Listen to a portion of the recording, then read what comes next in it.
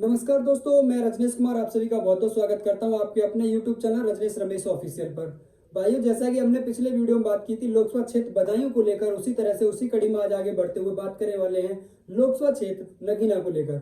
Samajwadi party ने जब से लोकसभा क्षेत्र नगीना पर अपना कैंडिडेट उतारा है, तब से ये लोकसभा क्षेत्र नगीना का मुकाबला बहुत ही दिलचस्प हो गया है, क्योंकि कयास ये लगाई जा रही थी लोकसभा क्षेत्र नगीना से समाजवादी पार्टी इंडिया गठबंधन से चंद्रशेखर आजाद वहां से चुनाव लड़ सकते हैं, लेकिन ऐसा नहीं हुआ। समाजवादी पार्टी ने अपने ही एक प्रत्याशी को वहां पे जब से उतारा है, तो एक दिलचस्प मुकाबला बन गया है। तो आज हम बात करेंगे लोकसभा क्षेत्र नगीना के बारे में। लोकसभा क्षेत्र नगीना में के बारे में अगर बात करूं तो 2008 में हुए परिसीमन के बाद ये सीट अस्तित्व में आती है और 2009 में यहाँ पर पहला लोकसभा चुनाव हुआ। तो वहीं से बात करेंगे और आगे बढ़ते हैं और फिर समझेंगे 2024 में इस लोकसभा क्षेत्र नगीना में किस पार्टी का वर्चस्व है, किसका यहाँ पर जलवा कायम होने वाला है 2024 में। भाइयों, बात करें 2009 में हुए लोकसभा चुनावों के परिणामों की, तो यहाँ से यशवीर सिंह जो कि समाजवादी पार्टी के प्रत्याशी थे और 2,34,815 मत हासिल करके भारी भरकम जीत दर्ज करते हैं। लगभग 36.5% मत उनके पक्ष में पड़ता है। दूसरे नंबर पर रामकिशन जो कि बीएसपी उम्मीदवार थे, उन्हें 1,75,127 मत उनके पक्ष में पड़ते हैं। लगभग 27% मत लेकर वो दूसरे स्थान पर रहते हैं। बात करें मुंशीराम जो कि आरएलडी प्रत्याशी थे और 1,63,062 मत, लगभग 25% मत उनके पक्ष में पड़ता है और तीसरे नंबर पर रहते हैं। बात करते हैं 2014 के लोकसभा चुनावों के परिणामों की, तो भाइयों जैसा कि 2024 में मोदी लहर चली थी पूरे देश में, उससे लोकसभा क्षेत्र नगीना भी अछूता नहीं रहा और यहाँ पे भी मोदी लहर का फायदा हुआ और यशवंत सिंह जो कि बीजेपी प्रत्याशी थे, लगभग 3,67,825 मत प्राप्त करके लगभग 39% मत प्राप्त करके यहाँ से विजयी होते हैं। दूसरे नंबर पर रहते हैं यशवीर सिंह जो कि समाजवादी पार्टी के कैंडिडेट थे और 2,75,435 मत उनके पक्ष में पड़ते हैं। लगभग 29% मत उनके पक्ष में पड़ता है। बात करें तीसरे नंबर पर रहे प्रत्याशी की, तो गिरीश चंद जाटव जो कि बीएसपी प्रत्याशी थे, 2,45,685 मत उनके पक्ष में पड़ता है। लगभग 26% मत हासिल कर वो तीसरे नंबर पर रहते हैं। अब बात करते हैं 2019 में हुए लोकसभा चुनाव के परिणामों की।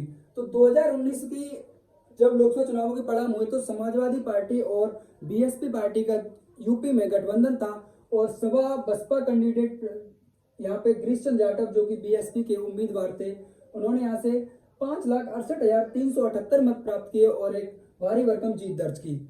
वहीं दूसरे नंबर पर यशवंत सिंह जो कि बीजेपी प्रत्याशी थे, 4,01,546 मत प्राप्त करके दूसरे नंबर पर रहे।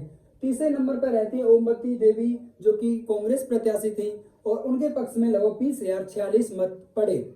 बात करें 2024 के मिजाज को समझते हुए लोकसभा क्षेत्र नगीना की, तो लोकसभा क्षेत्र नगीना के अंदर 5 विधानसभाएं आती हैं। 5 विधानसभाओं में से 2022 में हुए विधानसभा चुनावों में समाजवादी पार्टी ने नजीमाबाद, नगीना और नूरपुर पर जीत दर्ज की थी, तो वहीं बीजेपी ने धामपुर और नहटौर पर बीजेपी प्रत्याशी ने जीत दर्ज की थी।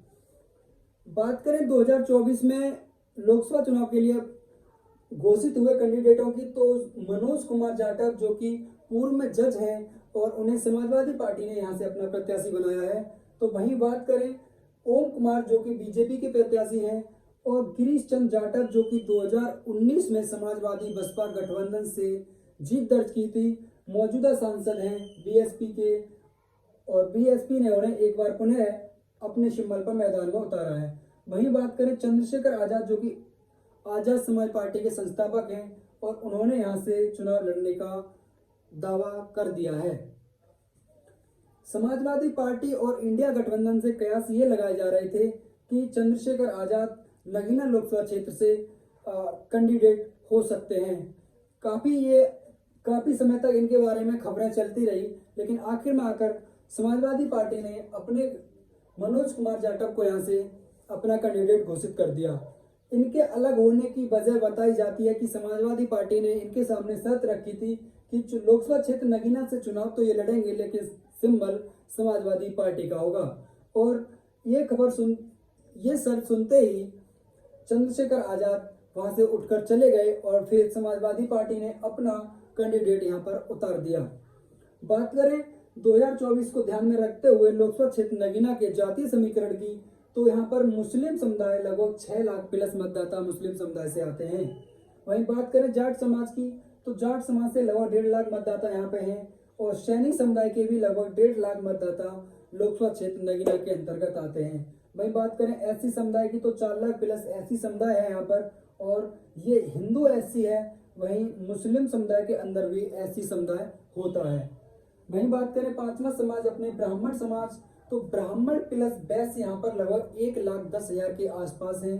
वहीं बात करें चौहान समाज की, तो यहाँ पर लगभग 1.25 लाख मतदाता चौहान समुदाय से आते हैं।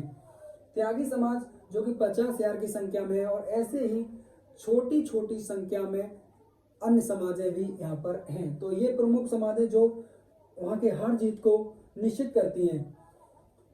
भाइयों, अगर अब बात की जाए 2024 में यहाँ पर पड़ना किसका बारी है, तो अगर 2022 के हुए विधानसभा चुनावों को मद्देनजर रखते हुए अगर थोड़ा सा समझा जाए तो यहाँ पर समाजवादी पार्टी के 3 विधायक हैं, तो वहीं बीजेपी के 2 हैं। तो यहाँ से तो समाजवादी पार्टी के पास थोड़ी सी बढ़त हासिल होती है। अब बात करें चंद्रशेखर आजाद, तो चंद्रशेखर आजाद और इंडिया गठबंधन के कयास ये थे कि ये कहीं ना कहीं इंडिया गठबंधन से चुनाव लड़ेंगे लोकसभा क्षेत्र नगीना का, लेकिन समाजवादी पार्टी और इनके बीच बात नहीं बन पाई और ये अब अपनी पार्टी से अपने सिंबल पर चुनाव लड़ेंगे। सबसे बड़ा रूड़ा अगर इस सीट का अभी है कोई, तो चंद्रशेखर आजाद। चंद्रशेखर आजाद यदि समाजवादी पार्टी की शर्त को मान जाते या फिर समाजवादी पार्टी इनकी शर्त को मान जाती, तो 2024 में लोकसभा क्षेत्र नगीना से आने वाले सांसद चंद्रशेखर आजाद होते। लेकिन समाजवादी पार्टी या मैं कहूँ इंडिया गठबंधन और चंद्रशेखर आजाद के बीच में जो बात नहीं बनी, उसका कारण ये होगा 2024 में कि हो सकता है कि जैसा कि हमने बचपन में पढ़ा है कि 2 बिल्लियों की झगड़े में, 2 बिल्लियों के बीच में जब रोटी को लेकर झगड़ा होता है तो वो रोटी बंदर खा जाता है। तो ये भी यहाँ हो सकता है। इसका फायदा चाहे गिरीश चंद्र जाटव जो कि बीएसपी उम्मीदवार हैं, चाहे ओम कुमार जो कि बीजेपी प्रत्याशी हैं, उन्हें भी हो सकता है। लेकिन अभी के अगर मौजूदा हालातों को देखकर बात की जाए तो ये अभी बीते हुए 18 तारीख में माननीय काशीराम जी की जयंती पर एक प्रोग्राम हुआ। वहाँ पर चंद्रशेखर आजाद जी का वो प्रोग्राम था। तो वहाँ पे जब मीडिया रिपोर्टरों ने उनसे बात की वहाँ आई हुई भीड़ से, तो उनमें से बहुत संख्या में लोग चंद्रशेखर आजाद के बारे में, आजाद के पक्ष में मत करने का बोल रहे थे और उनकी नाराजगियां भी थी कि कहीं ना कहीं ये गलत है और इन दोनों लोगों के बीच में संबंध बनने चाहिए थे। लेकिन जो लोग आए हुए थे उनका मानना ये था कि वो चंद्रशेखर आजाद के साथ हैं और चंद्रशेखर आजाद को अपना मत करेंगे 2024 के आम चुनावों में। अब बात की जाए समाजवादी पार्टी का यहाँ पर क्या रहने वाला है, तो समाजवादी पार्टी के 3 विधायक यहाँ पर अभी प्रेजेंट टाइम में हैं, 2 बीजेपी के हैं।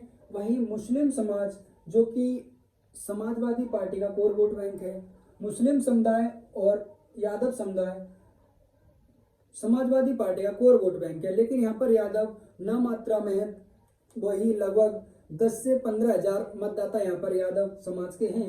लेकिन मुस्लिम समुदाय एक प्रमुख समुदाय के रूप में यहाँ पर है, लगभग 6 लाख मतदाता मुस्लिम समुदाय के यहाँ पर आते हैं। लेकिन जब वहाँ पर हुई बीते हुए 18 तारीख में 18 मार्च को जो वहाँ पर जो बैठक हुई थी, जो जनसभा हुई थी, वहाँ पे एक अच्छी संख्या में मुस्लिम भी चंद्रशेखर आजाद के बारे में, उनके पक्ष में मत करने के बारे में बोल रहे थे। तो यहाँ से मैं ये तो नहीं कह सकता कि एक बहुत बड़ी संख्या समाजवादी पार्टी को छोड़कर चंद्रशेखर आजाद के पक्ष में मत करेगी, लेकिन मैं ये कह सकता हूँ कि यहाँ जो मुस्लिम समुदाय का जो मत पड़ेगा उसको अगर 100% मानते हुए अगर बात की जाए तो मैं मानता हूँ कि कम से कम 20 से 25% मत जो यहाँ पड़ेगा उसका 20 से 25% मत इस बार हो सकता है कि समाजवादी पार्टी के पक्ष में न पढ़कर चंद्रशेखर आजाद के पक्ष में पढ़े। वही बात की जाए एससी समुदाय की, तो यहाँ से आने वाले सभी के सभी कैंडिडेट एससी समुदाय से ही होंगे, क्योंकि ये लोकसभा क्षेत्र नगीना 125 सीट है। अब एससी समुदाय में तो 4 लाख मत हैं, कह नहीं सकते किसका पलड़ा भारी रहेगा, लेकिन मेरा मानना यह है कि इस समुदाय के अंदर सबसे ज्यादा जो मत पड़ेंगे वो चंद्रशेखर आजाद को ही पड़ेंगे। इस समुदाय को अगर मैं मानूं कि जो 100% मत पड़ेंगे, उनमें से अगर मैं चंद्रशेखर आजाद के बारे में बोलूं तो मुझे पूरा विश्वास है कि लगभग 40% मत चंद्रशेखर आजाद के पक्ष में पड़ेगा और 50-60% इन तीनों प्रत्याशी के बीच में बंटने की पूरे चांस हैं। अब बात करते हैं वैश्य समुदाय की। तो वैश्य समुदाय का तो जितना वोट पड़ेगा उसका 80% बीजेपी समर्थित प्रत्याशी को ही जाने वाला है, या फिर ब्राह्मण और वैश्य समुदाय का जो वोट पड़ने वाला है वो मैं कहूँ कि कहीं ना कहीं ओम कुमार जी के पक्ष में लगभग पड़ने वाले मत का 80% मत ओम कुमार जी के पक्ष में रहेगा। वहीं चौहान समुदाय और सैनी समुदाय, जाट समुदाय, क्योंकि इंडिया गठबंधन से अलग होकर आरएलडी अब एनडीए का हिस्सा हो गई है, तो जाट समुदाय का भी एक अच्छा खासा वोट भाजपा समर्थित प्रत्याशी के पक्ष में पड़ेगा।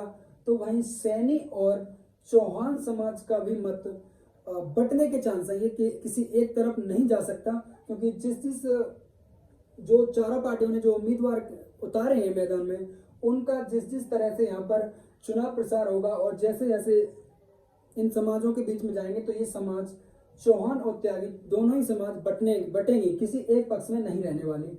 बात करें त्यागी समुदाय की, तो त्यागी समुदाय वहाँ पे पश्चिम में, जो कि दिल्ली का आसपास का एरिया है, वहाँ पे बीजेपी से खासा नाराज है। तो मैं मान सकता हूँ कि इस समाज का मत जो है वो भारतीय जनता पार्टी के विपक्ष में ही होगा।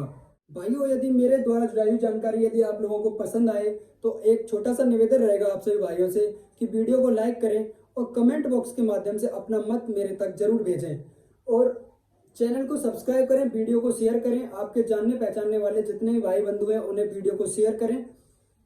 मिलते हैं अगले किसी वीडियो में, तब तक के लिए जय हिंद, जय भारत।